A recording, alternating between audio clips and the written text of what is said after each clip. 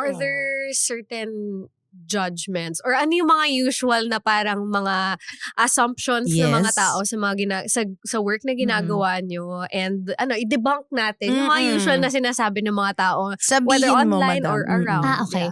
Siguro yung mga pindot-pindot lang o kaya yung if may yung mga kaibigan ko kasi may mga experience sila na porket nag-work sila sa bahay, pwede na silang utos-utusan na pwedeng ikaw muna gawa nito, total nasa bahay ka lang eh. Na parang wala kang work. Okay. Na mas mabigat yung ginagawa nung mga nasa labas kesa sa ginagawa nung nasa bahay. Kasi nga, iniisip nila, pindot-pindot lang. Na hindi totoong work. Sino ba yung mga nagko-comment ng mga pindot?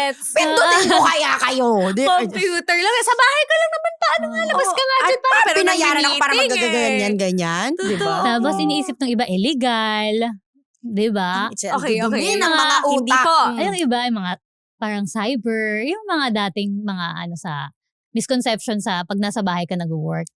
Yung mga cyber, yung mga ganun. Pero usually, itong mga comments lang to online, hindi naman from the people around you din, mga friends and family. Supportive din naman ang mga tao in your life sa tinahak niyong daan. And that's nice na meron na strong support system din talaga. Lalo na yan yung sa pag-VA, hindi nga siya yung usual path, diba? Hindi siya yung usual na gusto mo, or pupuntahan for career. So, ngayon madam, especially na meron ka ding baby, si second baby, meron ka bang mga na-experience na mom guilt along the way? Habang sinasabay siya sa pag-VA? Or thank God naman talagang okay naman yung sistema nyo ni husband? Actually, sometimes meron din. Lalo na kapag, for example, kailangan katabi nila ako, pero biglang dahil nga flexible, biglang may chat si client, imbis na katabi nila ako matulog or magpatulog sa kanila, si daddy muna, ako, nag-work ako, hindi nila ako nakakasabay, pero mas kasi, kino-compare ko na lang siya sa, kung nandito pa rin ako sa Okada, baka hindi nila ako maramdaman at all. So, ang laking nun, parang win-win pa rin yun. Kahit sa akin, na nag-heal ng inner child at sa mga anak ko na may present na magulang. Hindi lang ako pati yung daddy nila. Dahil sa freelancing. So kasi minsan may mga faces yung mga anak na parang meron silang favorite na magulang. Mas prefer nila ito na muna may era sila na mommy lang gusto ko or si daddy lang lagi. Ang hirap din nun. Pero ang ganda na you remind yourself na dati nga wala ka talaga physically sa house. So it is a win. But, na-mention mo kanina, parang hinihil mo rin yung inner child mo. Paano naman si Naika as an individual? Parang, have you had time these past few years to be able to to reconnect with yourself? Na parang ikaw naman, to pour to yourself naman. Kasi, sobrang fulfilling kasi sa akin yung pagiging pagiging nanay. I love that for you, madam. Ito na yung cue, yung tissue. May tissue po tayo dyan kung halimbawa maiiyak tayo. So parang talaga, sobrang hindi ko hinahanap yung, nung dalaga ko, before ako mag-transition, sobrang lost ako. Ano nang gagawin ko? Parang, ang goal ko na lang nung kailangan mabuntis ako dito sa Okada para ma-feel ko yung benefits. Sa Okada?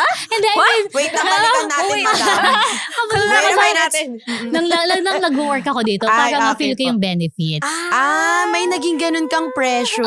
Parang wala na, hindi ko na makita yung sarili ko na, ano pa bang gusto kong gawin? Ganyan. Okay. Breadwinner, hanggang kailan ba ako magiging breadwinner na lang? Ganun. So sabi ko, gusto ko na talagang maging nanay. So nung naging, sobrang in-embrace ko. So, yun yung may calling na dati, yung parang you wanted to be a mom na every... Oh my God, I love that! But yes, I love that for you, madam, na talagang gusto niya. So, nung naging mom ka, madam, meron ka bang mga hindi na nagagawa ngayon na ginagawa mo before dahil mommy ka na? Or again, thank God, ay hindi naman ganun yung situation. May mga ganun ka ba? Siguro yung mga random na samgyup sa labas. Yung mga kung kailan mo lang maisipan lumabas kumain nang wala kang kasama. Manood ng sine nang walang kasama na bata. Ayun lang naman yung mga mabababaw lang. Wala naman yung sobrang lalim na hindi ko na makilala ang sarili ko. Sino na ba ako? Wala naman akong ganun. Thank God. Wow. So naging parang you met yourself deeper kasi yun nga yung calling and you found that space in motherhood, no? Ay, ang saya. Ang saya. And kung tutuusin, yung pagsasamgyup na yan, onting taon na lang yan pag Oo. umano na yung mga kapag anak tumanda mo na, eh. sila na mag-aaya sa'yo niyan. Oo. Sayang, mami, mag-samgyup tayo. Totoo. Oo, sila na mag-aaya Sila yung niyan. mag-aaya. A few more years na lang yan, no? Mm-mm. Okay, I love that. Parang ang ganda when things are aligned, no? Pero meron bang moments na hindi, na kinwestiyon mo, na you were like, wait lang, parang gusto ko pa ba tong gawin? Or may hangganan ba to sa ginagawa mo ngayon? Parang may mga ganong crisis ba? Or at the moment, like, this is the space I for am me. Kung enjoying pwedeng this. forever na to, gano'n. Parang siguro privilege ako na ang galing kasi nung support system ko talaga. So wala akong Village. talagang, kahit nung sobrang kakapanganak ko pa lang, wala akong moment na parang mabaliw-baliw ako, yung iiyak ako dahil sa pagod. Wala akong ganun kasi laging may tagasalo. Thank God. Sarap. And how do you build that? Parang, ewan ko, siguro dahil nature na rin ng partner, nung husband ko na mag-alaga. Oh. So, hindi talaga ako sobrang pagod na sa life. Kaya Ay. magaan kahit pinagsasabay-sabay lahat ng. Kaya yung mga followers ko, nagtataka sila kung paano ko na pagsasabay-sabay yung pagiging VA, pagiging mom, pagiging affiliate.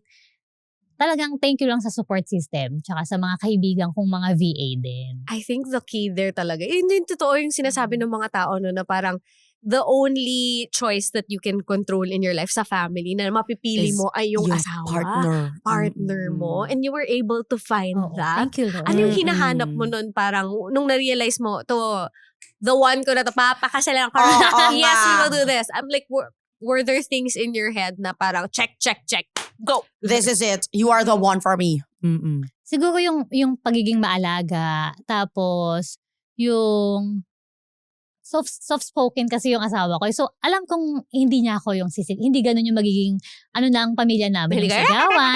Oo. Okay. Which is, ayun yung parang iniiwasan ko. Wala, mabait siya in general. Wala akong maano. Oh, choose your partner wisely. Kung halimbawa talagang nandun kayo sa mga area ng buhay nyo ngayon, nag-iisip-isip kayo, pag-isipan nyo maigi. Kasi kapag halimbawa nag-family na kayo, 'di ba? Talagang hindi na lang kayong dalawa yan. And yun din yung magiging example na isa-set sa mga bata. Kung sino yung napili mong partner, yan yung magiging example nila as a mom, as a dad. Pero I'm happy talaga, Miss Naika, na Thank okay you. yung support system mo. Pero kung halimbawa lang na ira-rank mo, ano yung pinakamahirap i-balance? Yung pagiging mommy, pagiging asawa, pag-VVA, or yung sa sarili mo? Ano yung parang pinaka may challenge ka ngayon na i-handle? Siguro yung pagiging mommy. Especially na dalawa sila. Mm-hmm. And sobrang kailangan ako nung infant. And at the same time, may time na kailangan din ako nung 5 years old ko.